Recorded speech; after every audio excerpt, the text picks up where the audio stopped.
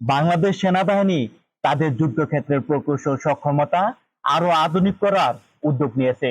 এই লক্ষ্যে নতুন প্রজন্মের বিভিন্ন সামরিক প্রকৌশল সরঞ্জাম কেনার সম্ভাবনা যাচাই করছে বাহিনীটি। প্রতিরক্ষা ক্রয় অধিদপ্তর বা ডিডিজিপির প্রকাশিত তথ্য অনুযায়ী সেনাবাহিনী বিশেষভাবে দুই ধরনের আধুনিক ব্যবস্থা নিয়ে বাজার জরিপ চালাচ্ছে।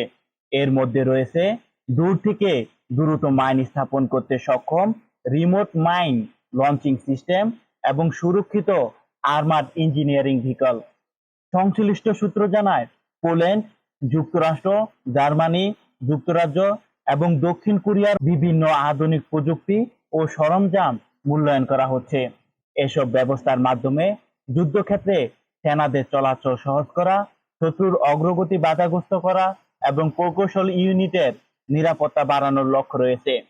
সামরিক বিশ্লেষকদের মতে, আধুনিক যুদ্ধক্ষেত্রে মাইন স্থাপন ও প্রতিবন্ধকতা তৈরির কাজ দ্রুত এবং নিরাপদভাবে সম্পূর্ণ করা অত্যন্ত গুরুত্বপূর্ণ। নতুন প্রজন্মের রিমোট মাইন লেইং সিস্টেম দূর থেকে স্বল্প সময়ে বিস্তৃত এলাকায় মাইন স্থাপন করতে পারে, ফলে প্রকৌশল সদস্যদের সরাসরি ঝুঁকিপূর্ণ এলাকায় যেতে হয় না।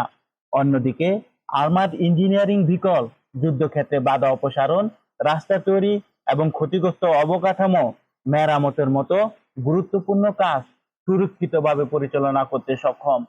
বিশ্লেষকদের মতে, এই উদ্যোগ বাস্তবায়িত হলে বাংলাদেশ সেনাবাহিনীর আধুনিক যুদ্ধ পরিচালনা এবং প্রতিরক্ষামূলক সক্ষমতা আরো শক্তিশালী হবে।